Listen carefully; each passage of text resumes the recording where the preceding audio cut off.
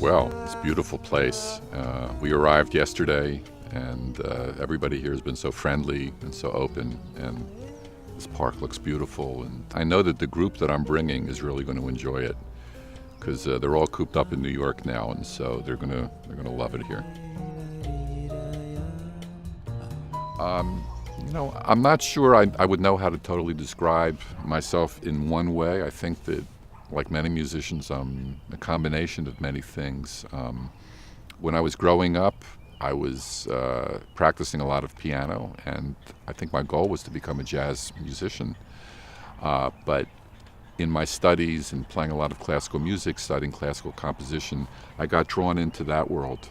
I used to study with a French pianist named Bernard Pfeiffer, and I would bring him my little compositions. And he would spend literally an hour just going over what I had written, putting chords in. And I would say, "Whoa, what is that chord? Let me write." And he said, "No, this is what you should be doing at home."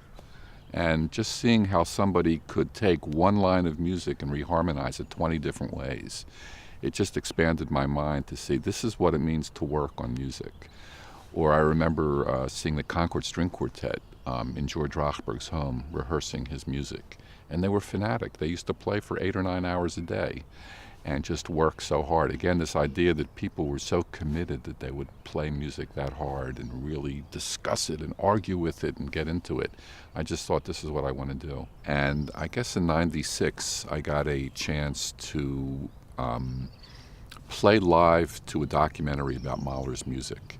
And so I made arrangements of some of his works and put a group together to play them, and found that it was really an interesting experience and that the musicians really enjoyed it, mostly because I think it gave them the chance to play Mahler or Bach or Verdi, but also to add their improvisations to it. And it forces the improvisers to fit in with what's happening, with the arrangement that's happening, but also bring something different. And I think in that sense, Mahler is a really good example of that, because in Mahler's music itself, it's sort of a kaleidoscopic vision of music with all these types of music.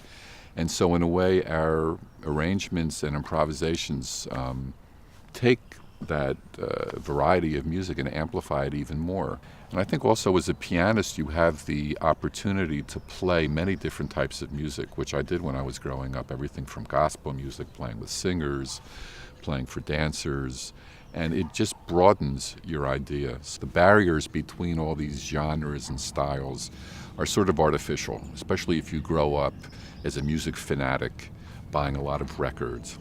And certainly that's the way I grew up. When I discovered contemporary music, that was a revelation. When I discovered John Coltrane, that was a revelation.